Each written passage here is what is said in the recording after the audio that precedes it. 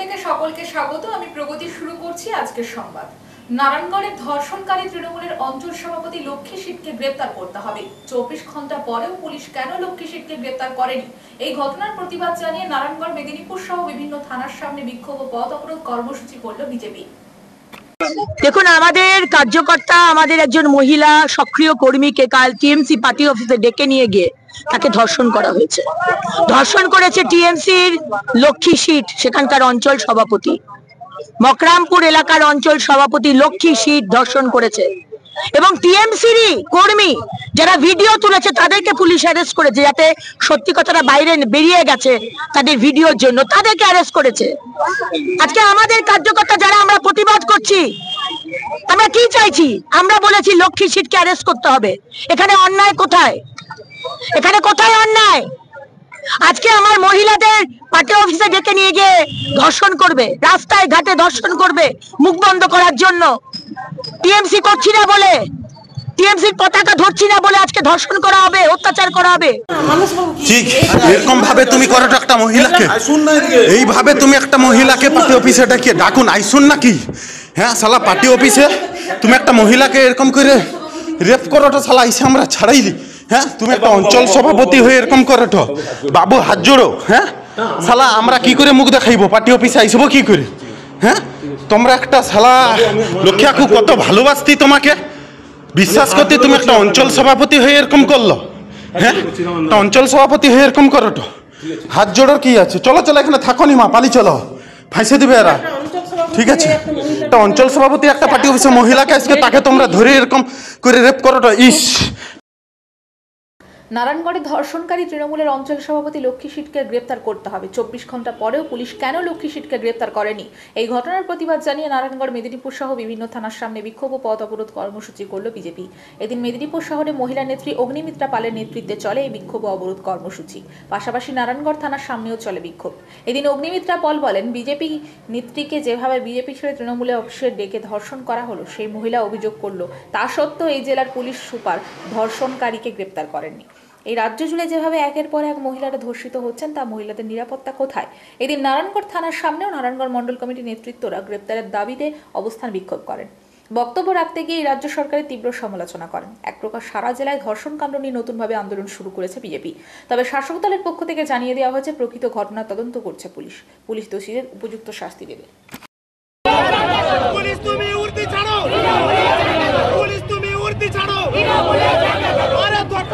সরকার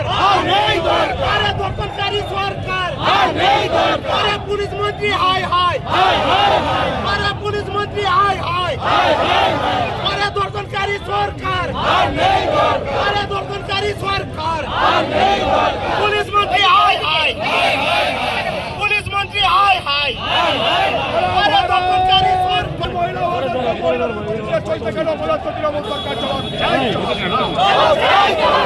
একটা ঘটনা নারায়ণগড়ের বুকে ঘটে গেল, দুদিন হতে যাচ্ছে, অথচ লক্ষ্মী সিটের নামে মার্ডার কেস আছে, বোমবাস্টের কেস আছে, লুটের কেস আছে।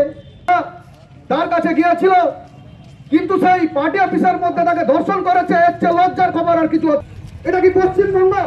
আমরা কি সেই বাঙালি জাতি? আমরা কি সেই বাঙালি যারা আমরা গর্ব করি যে ভারতবর্ষে বিশ্বের কাছে আমাদের এই জাতির একটা সুনাম আছে? এখান থেকে কত ব্যক্তি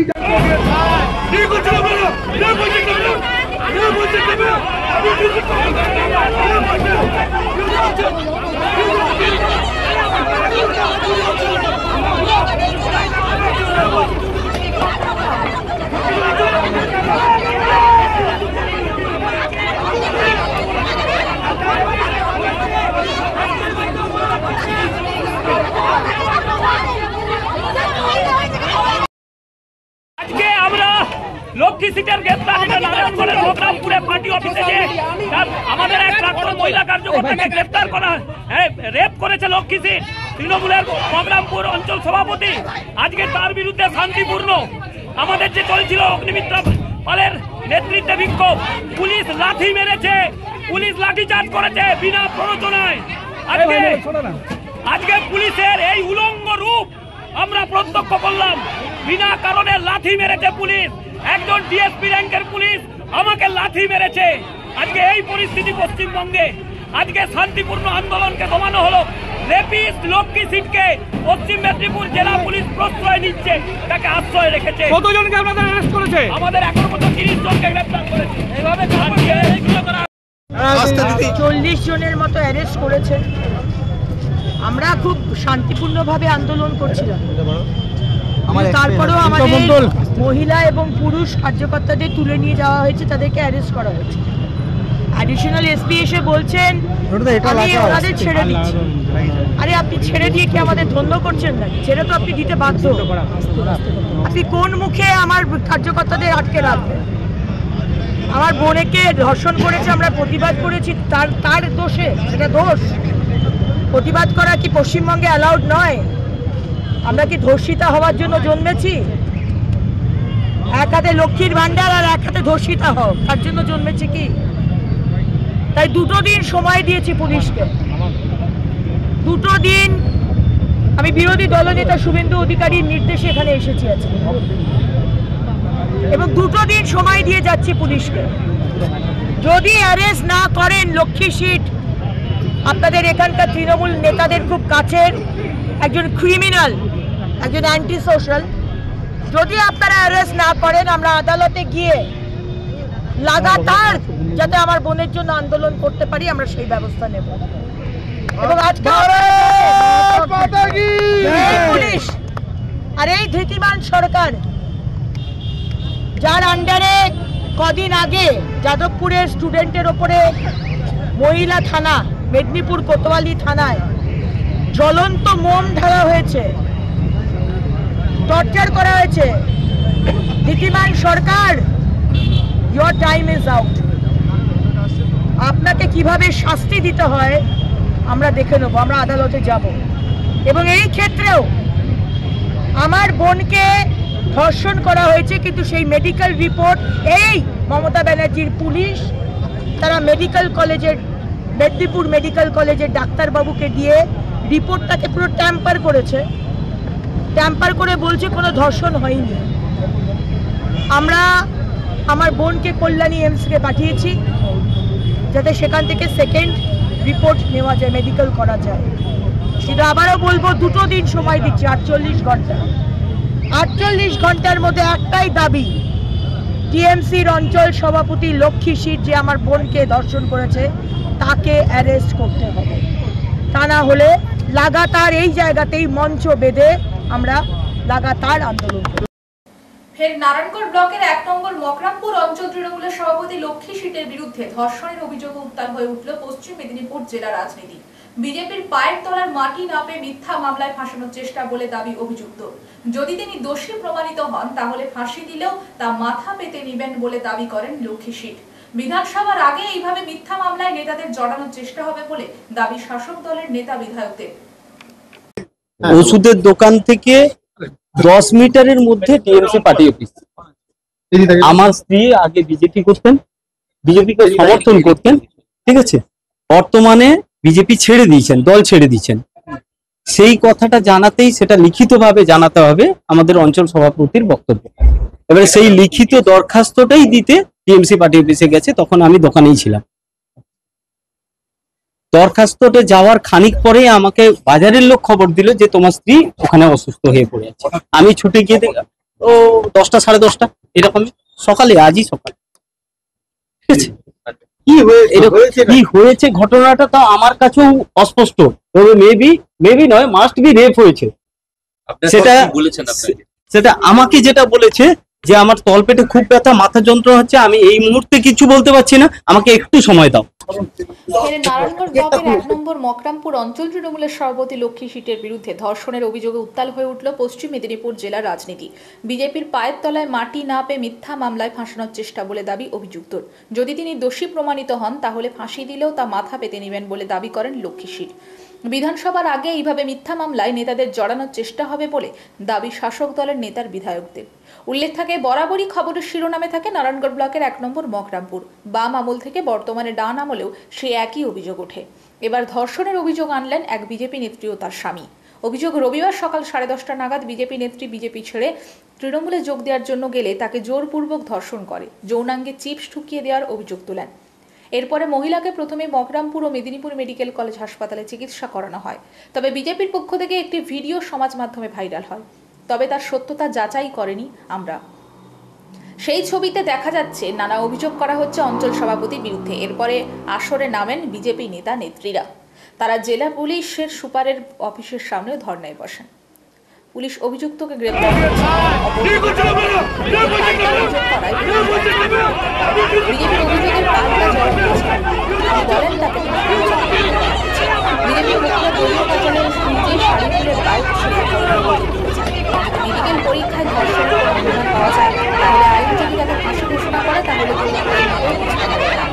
এই মিথ্যা ঘটনার প্রতিবাদে মঙ্গলবার বিকেলে তৃণমূলের পক্ষ থেকে ভিক্ষা মিছিলের ডাক দেওয়া হয়েছে। লক্ষ্মী সিটের নামে মারার কেস আছে, বোমবাস্টের কেস আছে, লুটের কেস আছে। তার কাছে গিয়েছিল, কিন্তু সেই পার্টি অফিসের মধ্যে তাকে ধর্ষণ করেছে। এর চেয়ে লজ্জার খবর আর কিছু। এটা কি পশ্চিমবঙ্গ? আমরা কি সেই বাঙালি জাতি? আমরা কি সেই বাঙালি যারা আমরা গর্ব করি যে ভারতবর্ষে বিশ্বের কাছে আমাদের এই জাতির একটা সুনাম আছে? এখান থেকে কত ব্যক্তি যারা ঋষি মনি ঋষি এখান থেকে জন্ম নিয়েছে, স্বাধীনতা সংগ্রামী থেকে শুরু করে সাহিত্যিক থেকে শুরু করে পৌঁছে গেছে। আমরা এখানে পুলিশ তৈরি করতাম, ডাক্তার তৈরি করতাম, ইঞ্জিনিয়ারিং তৈরি করতাম, বিজ্ঞানী তৈরি করতাম, সাহিত্যিক তৈরি করতাম। আজকে ধর্ষণ তৈরি হচ্ছে, ধর্ষক তৈরি হচ্ছে। লজ্জা লাগে না এই সমস্ত নেতাদের, যাদেরকে পুলিশ গাইড দিয়ে এখনো পর্যন্ত গ্রেপ্তার করছে না, তাদেরকে রক্ষা করার জন্য পুলিশ প্রশাসন কোনো স্টেপ নিচ্ছে না? আমরা তার বিরুদ্ধে পথে নেমেছি। আমরা দেখতে চাই কতক্ষণ পর্যন্ত পুলিশ এইভাবে নীরব থাকে, কিভাবে তাকে বাঁচাতে পারে। লজ্জা লাগে না একটা তৃণমূল কার্যালয়ের মধ্যে নিয়ে গিয়ে, অথচ তৃণমূলের নেতারা চুপ করে বসে আছে, কোনো ব্যবস্থা নেয়নি, পুলিশ নিচ্ছে না? এ কেমন ধরনের জগৎ? কেমন বাঙালি আমরা? কোন জাতি? যে জাতির সুনাম আজকে এই জায়গায়। সূর্যবাবু শুনতে পাচ্ছেন? যে মেয়েটা রোজ রাতে চাকদা অথবা বনগাঁ শহর থেকে পেটের জ্বালায় কলকাতা শহরে কাজের জন্য আসে, তাকে দেখে বলতে ইচ্ছে করে, বলো বলো বলো সবে শতবিনা বেনু রবে, ভারত আবার জগত সবাই শ্রেষ্ঠ আসন লবে। তাই আপনার টিএমসি মা মা মাটি মানুষ, মা ধর্ষণ হয়েছে, আপনি মজা দেখছেন। আপনাদের মাটিতে কলকাতায় কাকু এমএ পাসের সার্টিফিকেটের সব ডিগ্রিধারী ছেলেদের কাছ থেকে টাকা নিচ্ছে আর অফিসে। আমি কোনো রাজনৈতিক দল না করে বাড়িতে থাকবো। সেই অঞ্চলের তৃণমূলের অঞ্চল সভাপতি তাতে ক্ষান্ত হননি। তিনি সেই দিদিভাইকে বলেছেন, ফেসবুকে বললে হবে না, তোমাকে কপি নিয়ে এসে, হার্ড কপি লিখিত নিয়ে এসে মুজ লেখা দিতে হবে যে আমি আর বিজেপি করব না পার্টি অফিসে এসে। সেই দিদিভাইও ভেবেছেন যে আমি তো আর পার্টি করব না, কোন রাজনৈতিক দল করব না। ঠিক আছে, যে শাসক দল আছে তার অঞ্চল সভাপতি শুধু নয়, তিনি একজন নির্বাচিত জনপ্রতিনিধি, তিনি একজন পঞ্চায়েত সদস্য। উনি গিয়ে ওখানে মুজ লেখা দিতে গেছেন। ওখানে যখন মুজ লেখা দিতে যান, তাকে বদ্ধ ঘরের মধ্যে দরজা বন্ধ করে তার উপরে অকথ্য নির্যাতন চালানো হয়েছে, তাকে ধর্ষণ করা হয়েছে। শুধু তাই নয়, তারপরে তাকে পার্টি অফিসের বাইরে ছুড়ে ফেলে দেওয়া হয়েছে। তিনি অসুস্থ হয়ে পড়ে গেছেন।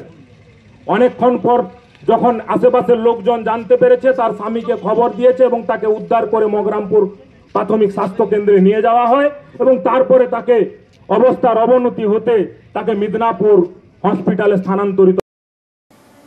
নারায়ণগড় ব্লক জুড়ে ভোটার লিস্টে কয়েকশো মৃত ভোটারের নাম রয়েছে, এই দাবি করলেন সিপিএম নেতা তাপস সিনহা।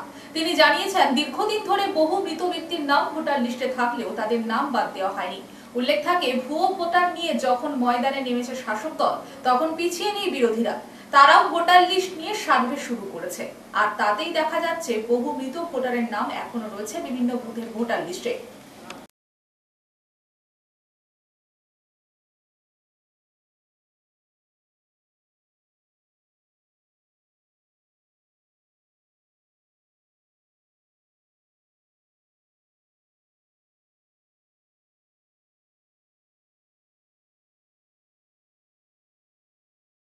জানুয়ারি মাস থেকে বন্ধ হওয়া বেলদা থেকে খড়গপুর লোকালটি ফের রবিবার থেকে চালু হলো। তবে বেলদা থেকে খড়গপুর নয়, যাতে হাওড়া পর্যন্ত চালু হয় সেই দাবি তুলেছেন বিভিন্ন সংগঠন। জানুয়ারি মাস থেকে বন্ধ হওয়া বেলদা থেকে খড়গপুর লোকালটি ফের রবিবার থেকে চালু হলো। তবে বেলদা থেকে খড়গপুর নয়, যাতে হাওড়া পর্যন্ত চালু হয় সেই দাবি তুলেছেন বিভিন্ন সংগঠন। উল্লেখ থাকে, বেলদা থেকে হাওড়া যেতে একটি মাত্র লোকাল ট্রেন রয়েছে।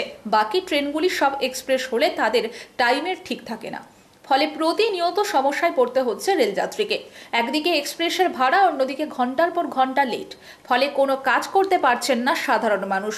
আবার হাওড়া থেকে ফেরার সময় একইভাবে দেরিতে ট্রেন আসায় বাইরের যাত্রীরা বাড়ি ফিরতে সমস্যায় পড়তে হচ্ছে প্রতিনিয়ত।